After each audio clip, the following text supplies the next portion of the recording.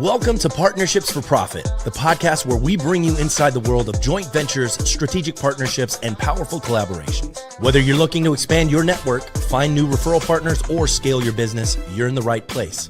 Let's get started.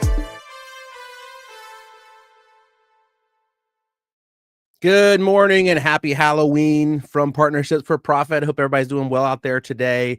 We have an awesome guest with us today who's going to talk about something that I think is kind of scary to a lot of business owners, but we have Greg Crabtree here who has figured out a way to make those numbers that are scary less scary. Greg is a CPA, an entrepreneur, and an author of the best-selling book Simple Numbers, Straight Talks, and Big Profits. And you've also got your company, CRI Simple Numbers. Greg, welcome to Partnerships for Profit. I'm super happy to have you on today, and happy Halloween to you. Happy to be here. Thanks, Bill. Yeah, absolutely. Thanks for coming on. So tell me a little bit about CRI Simple Numbers, some of what you guys are doing for people and who you're helping out. Yeah, well, I kind of describe what I do as I'm a recovering CPA. So I've endured learning about numbers, through the traditional profession. Started my own practice back in 1986, back in the dark ages, and but that's pre-internet. I always, well, no, the internet. Well, that was pre-internet, but the spreadsheets had already started popping out. So I was an early adopter of technology. But I always had a love of, kind of the consulting projects, but over the years, we kind of focused on, what was kind of the core need of the entrepreneur. And I had the great fortune of joining the Entrepreneurs Organization in 2001 that focused my attention on the needs of entrepreneurs. As a CPA, you can do a lot of things to help people, but that doesn't mean they're your client. Right. And so once we targeted that focus, I had to do something that CPAs aren't known to do. I started studying data to find out what were the best practices in business. Now, not so much, I made the strategic decision not to look at one industry, but look at all business and create a common communication protocol called Simple Numbers, so that people from any business, even within an industry, but from an outside industry, you can sit down, put your numbers on the table in our structure, and have a really deep data sharing discussion about how your business works. And we love that cross-pollination of ideas, across industries. And to do that, I had to do something that CPAs doesn't like to do. I had to study data, and nobody paid me to do it. But the study paid off. It led to, both books, Simple Numbers, Straight Talk, Big Profits, are released in 2011. Simple Numbers 2.0 are released in 2020. And it really kind of created, like I said, this ability to talk about financials without a bunch of excuses. When people pull out their financial data, they start explaining, well, we do it this way, or we do it, No. There's a structural format of you have an engine of the business, you have a chassis of the business, and the engine is only three components regardless of industry: revenue, cost of goods sold that doesn't include labor, and then direct labor. Those are the three things that turn over, that creates the horsepower of the business, that creates margin. And then your basic operating expenses of everything else, management, labor, payroll, taxes, marketing, facilities, all those kind of things, go below the line. And once you structure it that way, and especially the key is isolation of labor, we determined that the one thing that was missing in traditional financial presentation is the isolation of labor. And when we look at it, we don't load it for payroll, taxes, or benefits. The theme is Simple Numbers for a reason. I want to make it easy that if I get paid $100,000, I know how much revenue I've got to go produce. Right. And if the revenue I produce requires other cost to produce that revenue, that's the cost of goods sold. So I really want to focus on what we call gross margin, is the true economic top line of the business. And most legal practices, which is, a lot of your audience, they have very little COGS, but certain practices, personal injury, those practices, they've got out-of-pocket costs, Right. You have to look at that net fee, coming out as their true, that gross margin is the true top line. But what we found is there's this amazingly consistent metric we call labor efficiency ratio. Numerator is gross margin, denominator is all labor, management and direct.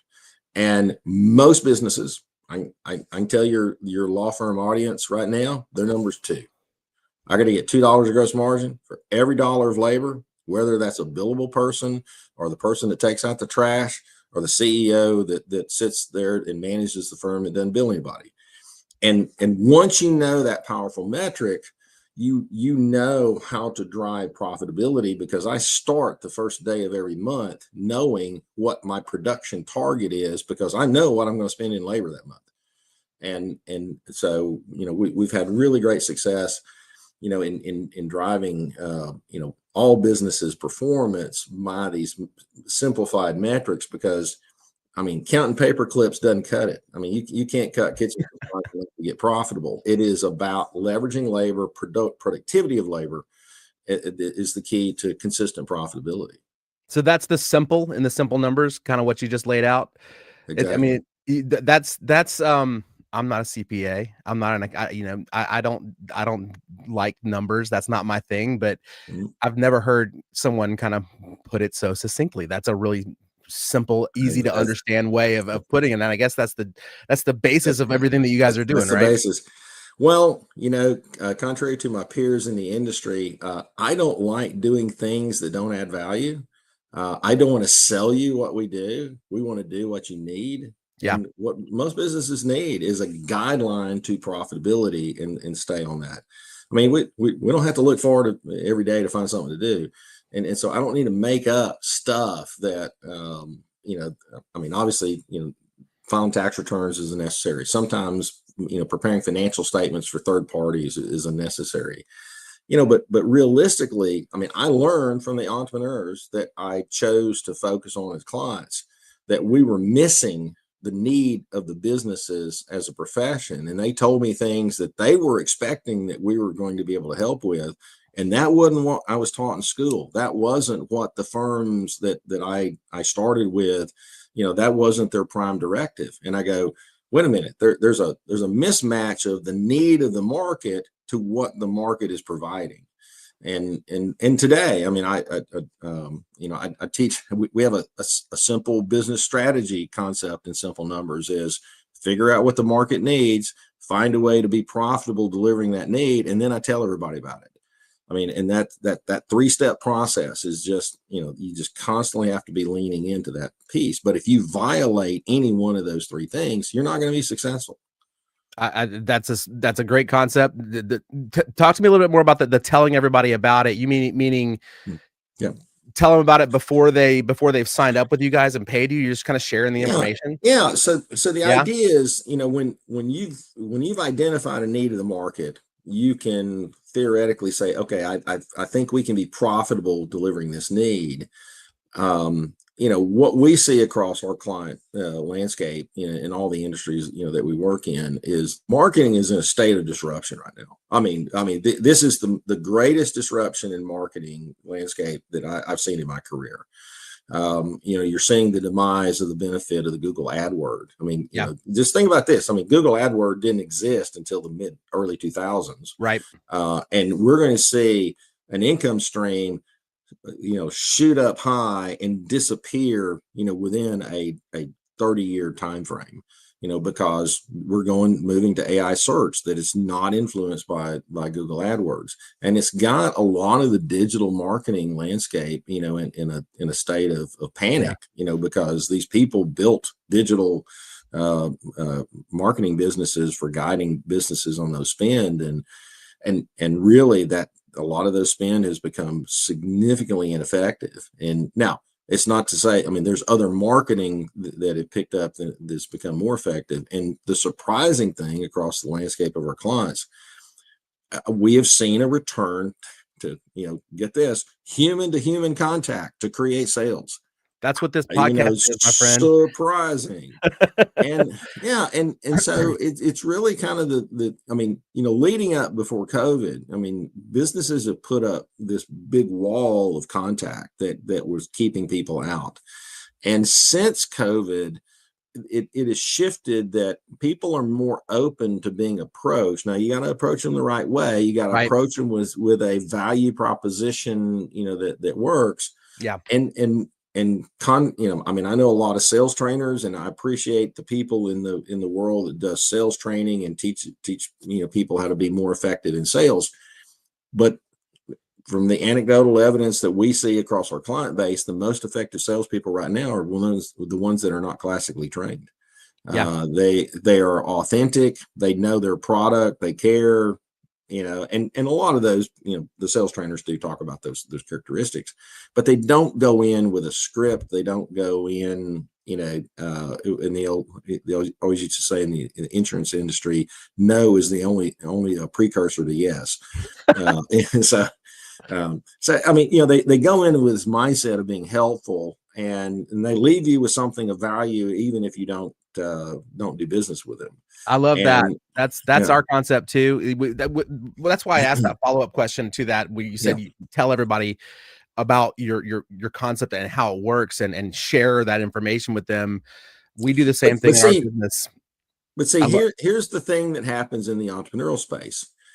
We get the idea of what we think the market needs. Now we haven't done effective research, but we have, I'd like to do this. And it's more, you're in your head of thinking what you like to do rather than what the market needs. And then you skip the can I be profitable doing it step, and you go to the let's try to tell everybody about it first, and then let's see how it works. And when we get called in to help a business that is in profit distress, I mean, that's what we're having to go back to, helping them. Okay, are you missing the target with the thing that you're doing?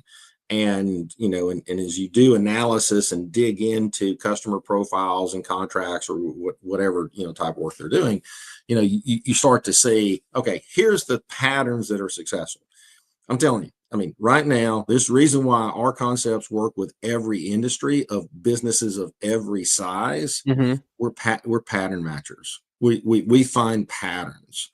And patterns are very powerful in business, to where when you find that pattern, you look for the optimal patterns, the okay patterns, and the to avoid patterns. And when you structure it like that, you can start to change the focus of the business, and then rebuild of saying, okay, these things are work. And then you have to do the market research of saying, well, how many of these kind of customers exist? Are there? Yeah. All right. Yeah. And so, this is a great pattern. Hey, there's only so many people that are too stupid with their money that they'll overpay for everything, but there's a few of them. And we've seen a lot of what we call discretionary businesses that they're selling a discretionary product or service. It's not necessary, but you start off with thinking, we're going to be successful because we found a few people that just don't have any brains around money, and they'll overspend for everything. Yeah, you run out of those people pretty quick. And so you've got to find, I always talk about the price elasticity curve. You can be Nordstrom and have the highest price and the least amount of customers, or you can be Walmart and have the lowest price and the greatest amount of customers. You probably don't want to be either one. You want to be somewhere in that elbow of the curve. Yeah. And are you erring towards, I got to get a lot more volume, or I'm erring towards, I want fewer interactions with customers, but much higher margin and value. I love that pattern, looking for the patterns thing, because I feel like, and you, I know this better than I do, but I feel like in business, when you're running a business, I feel like the patterns are pretty apparent if you just stop and kind of take a look. A lot of times they're just you got to stop and take a look. Right. But I think when you do stop and take a look, though, I think generally you can see I think the patterns kind of present themselves. I know there's probably a lot, and it's probably more complicated than I'm saying, but I think if you stop and you look, you can see, well, okay, this is what you can see what's working. Right. And so to your point, I mean, you're dead right, except I see a common flaw in when people are searching for patterns on their own. They look at revenue. Right. And revenue's the slipperyest snake, in the financial chain. That's the starting point of finance. But it's first of all margin. And so if you're in an industry good example in the construction industry. They think about revenue. Well, it ain't about revenue. It's about revenue minus what did I pay for materials and what did I pay for my subcontractors. And that gross margin left over is what covers my labor and my overhead. And it's a gross margin game, not a revenue game. Even in the law firm practice, it's margin about, revenue. If you have any outside out-of-pocket costs, get to that gross margin. And then what is the value of the labor? If I use a super expensive labor, I may have a big revenue number, but I didn't make any margin. Right. And I can make more margin if I use lesser expensive labor, even more of it. But I got a bigger multiplier in terms of off of that. And so the law firms that we work with, we've taught them this labor efficiency concept.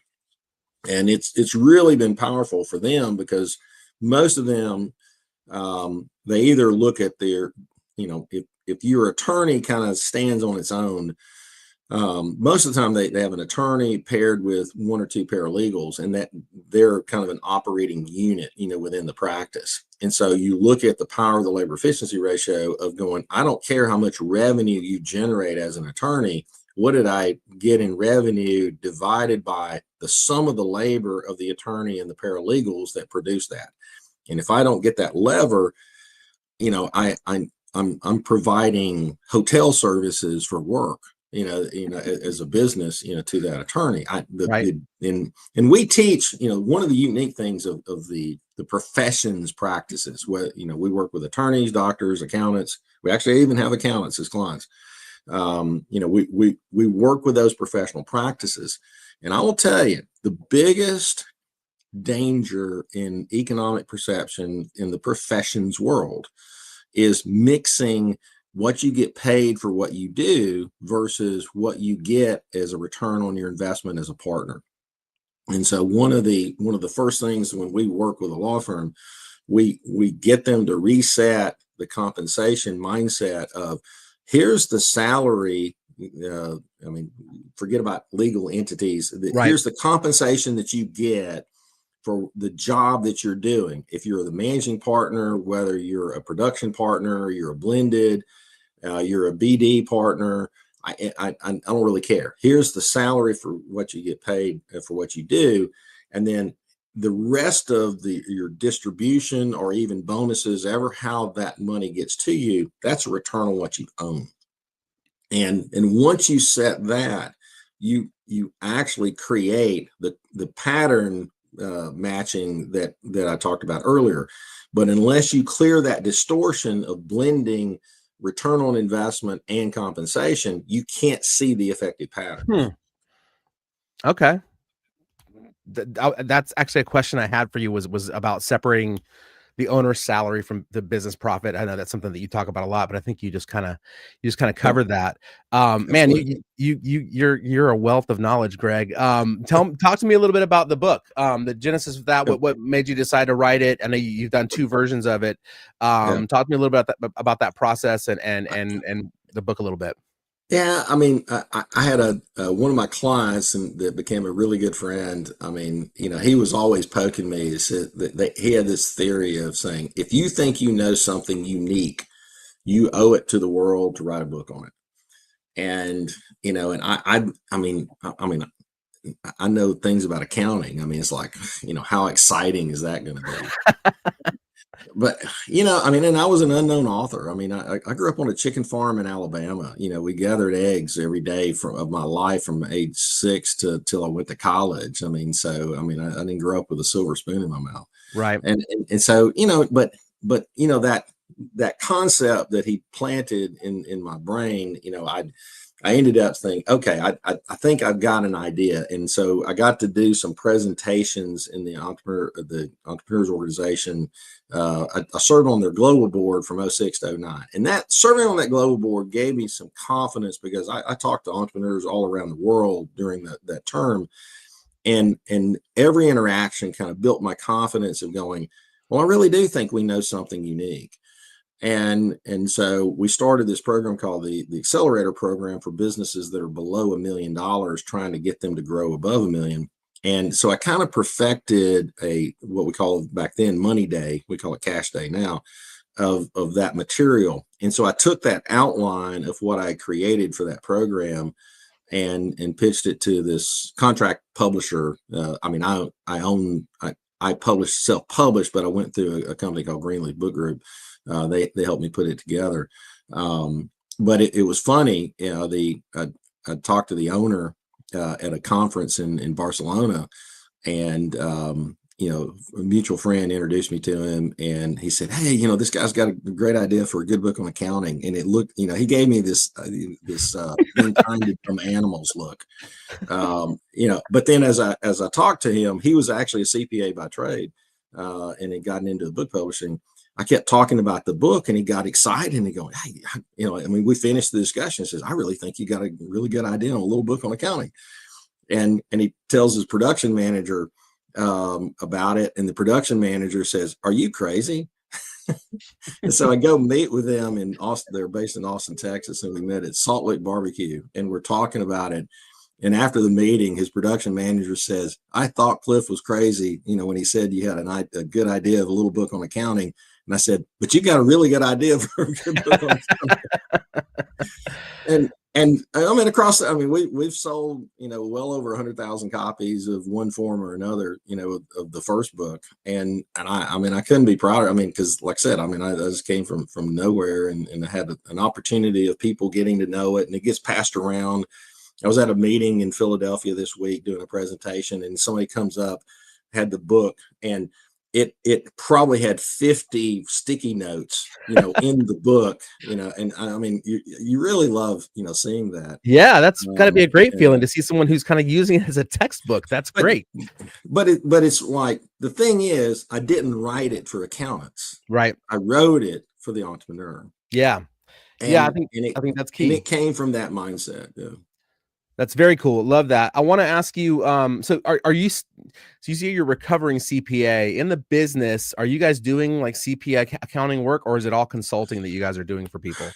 So in 2020, we merged with a national accounting firm, a top 20 firm, Carr, Riggs and Ingram. And so we are a special purpose consulting unit. So I'm not really considered an accounting firm anymore. Right. Now with CRI, we can, there's offices we can use to do tax work, do financial statement, do things. But my office now is focused on 100% simple numbers consulting, and we do some outsourced bookkeeping, but only to support our consulting clients. We don't sell that service on a standalone basis. We only use it in certain circumstances where it supports our consulting engagement.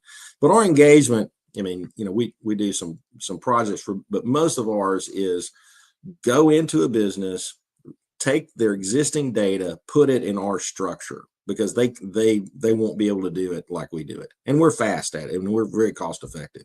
And we put in that structure, and we hold what we call a planning session that says, okay, I'm going to retell your story. I haven't been around for the last 3 years. I'm going to retell the story of your business through your numbers, because our structure allows the numbers to speak to you. Mm-hmm. The traditional financial structure does not, it mutes the value of the speech of the numbers. And our structure allows those numbers to talk, and we look at rolling 12, rolling 3 trends, and you see the business in a different flow state. Rather, business is never static. Business is always flowing. And so is it flowing positively? Is it flowing negatively? You have one positive influence and one negative influence. And our display techniques of looking at those flow states, really gives businesses a sense of the direction, that they're headed. And then, where have you been, where you're at now? And the power of the structure is it's very easy to forecast future state from that. You don't have to get into account level detail of forecasting. It's unnecessary. So I love that. So the reason I ask about if that's what you guys are doing, because a lot of our audience are people who are thinking about getting into consulting, coaching, whatever it might be within what they do. I'm just kind of curious about the transition for you from being a CPA, kind of moving into that consulting role, what that looked like, how you approached it, starting that out. Well, it's a great question because so It's when a I leap, joined right? It's a little bit of a leap to go from like, I know what it, CPAs are it is. needed to being a It is. consultant. And And, yeah, and it doesn't happen overnight either. right.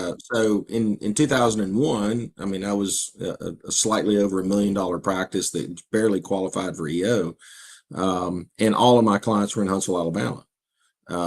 Today, we're about a $7 million practice, and 98% of our revenue is not in Huntsville, Alabama. I mean, we have clients all over the world. And so that transition obviously came, the steps were, one, the research took, I had to find the thing that I was going to consult on. And Right. so, when people get into advisory, you kind of pick around. So I did something unique that that most people in advisory services don't do. I created the unique thing that we advise on. I didn't choose to be a business valuation expert. I didn't choose to be a M&A transaction expert. However, we do work in both of those fields, but as a secondary thing of our primary, I felt like the highest, most valuable need that I could provide to the entrepreneurial community is help them run a fully capitalized, profitable, wealth building, cash flow positive business. And that accomplishes two things. It's great to own it, and it's super valuable if I ever want to sell it. I've got the perfect situation, Right. and it's a heck of a lot of fun to do every day. It doesn't really feel like work most of the time. So it took that research point.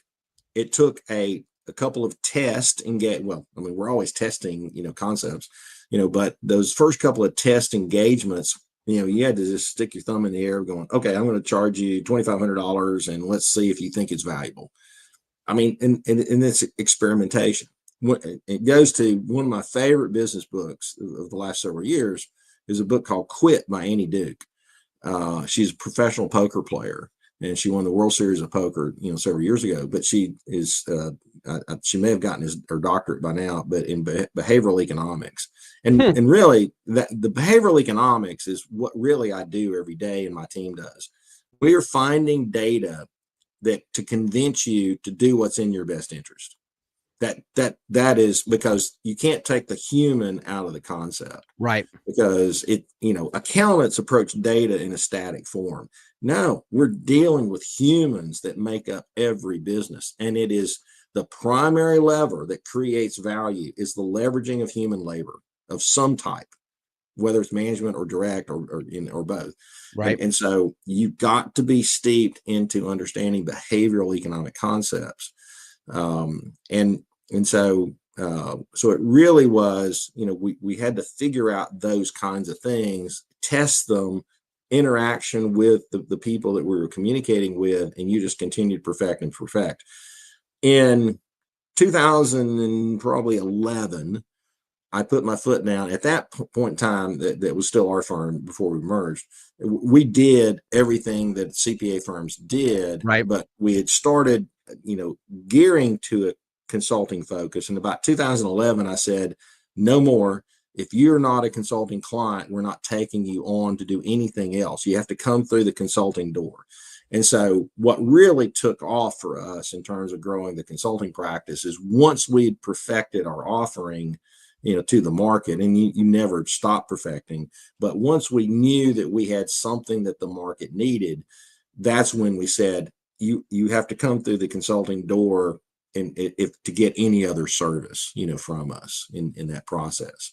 And that was a fight. Because we had other partners that, somebody calls them up, my aunt has this rental property. Can you do her tax return? No.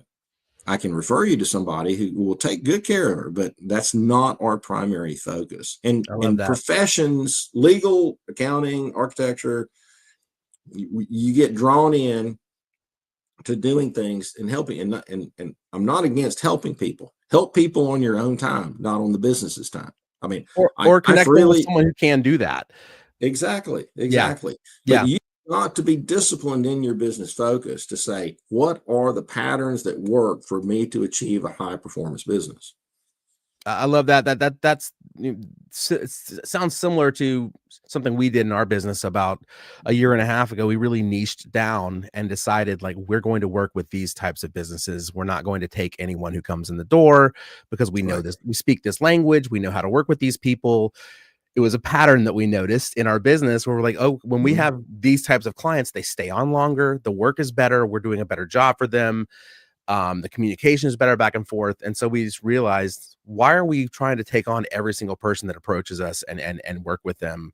We know what we do well. Let's do what we do well. Yeah. So it sounds like it's kind of a similar concept. Absolutely. Yeah. And and you have to fight against being pulled, away from that focus. Well, I think as a business owner, you feel like you're throwing money out the door where you're like, well, this is a client who needs services and I'm not going to take that money. What am I doing? But I think in the long run, it will pay off for you. We've seen that. Not all revenue is good. Yeah, exactly. 100%. Greg, I could talk to you for an hour, man. I'm really enjoying what you're giving to me. This is good stuff. I want to get a copy of your book. I want to read it. For sure. Thank you so much for coming on and talking to me today, Greg. I want you to let people out there know, like I told you, we've got a lot of entrepreneurs and business owners and law firm owners who are our audience. Let people know how they can get in touch with you, how they can find you, and how they can find the business. Yeah, I'm about the easiest person in the world to find. If you search for Greg Crabtree or Simple Numbers, it's me. So it shows up. But the website of the practice is simplenumberscri.com. There's contact information on that to reach out. But we've got in addition to we do a regular weekly podcast, with my partners. Talking about the things that we see. One of the things that is a high of interest to a lot of people on the podcast.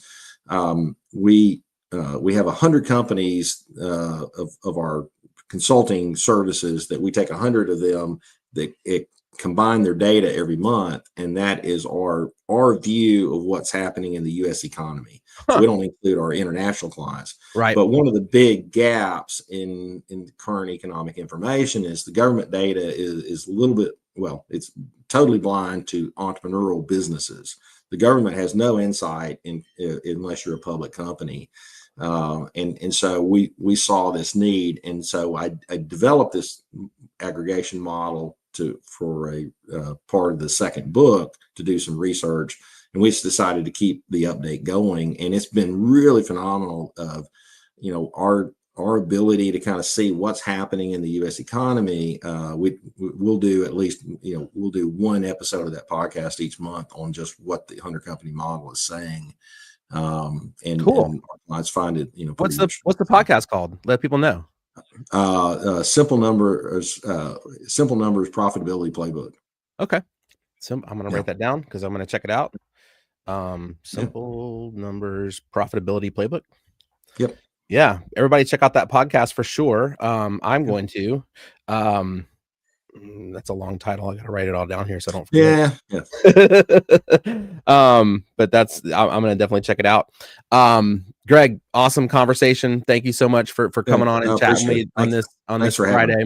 Absolutely. Those of you who are watching the live stream out there today, we appreciate you guys tuning in. If you're watching the recorded version after the fact on YouTube or listening on Spotify or Apple, we also appreciate you guys and really appreciate when you leave us feedback, when you leave us comments and stars and likes and thumbs and all those good things. And when you subscribe and share the show with other people, that really helps us get the word out about Partnerships for Profit with more people and helps people like Greg here hit the word out about what he's doing more and more. So, thank you guys for tuning in and continuing to join us here on the conversations. Greg, again, thank you for the conversation. It was fantastic. Let me ask you one last question. It's Halloween today.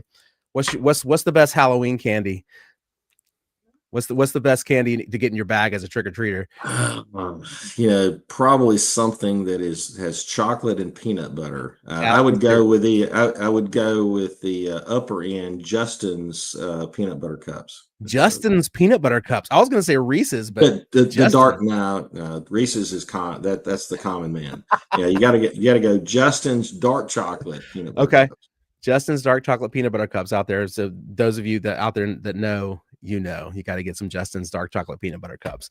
Greg, Yeah. Awesome conversation, man. Really appreciate you giving Appreciate me some time. And we'll be back. I don't think we have any more episodes today, but we'll be back next week with more episodes of Partnerships for Profit. Until then, I hope you all have a safe and happy Halloween and a great weekend. And we will see you back next week for more episodes of P4P. Take care, everybody. Thanks for joining us on this episode of Partnerships for Profit. We hope you've gained valuable insights on how to form profitable partnerships and take your business to the next level. Be sure to subscribe and leave us a review wherever you listen to podcasts so you never miss an episode. Got a partnership story to share or someone you'd like to see featured on the show? Reach out to us. Until next time, keep building those partnerships for profit.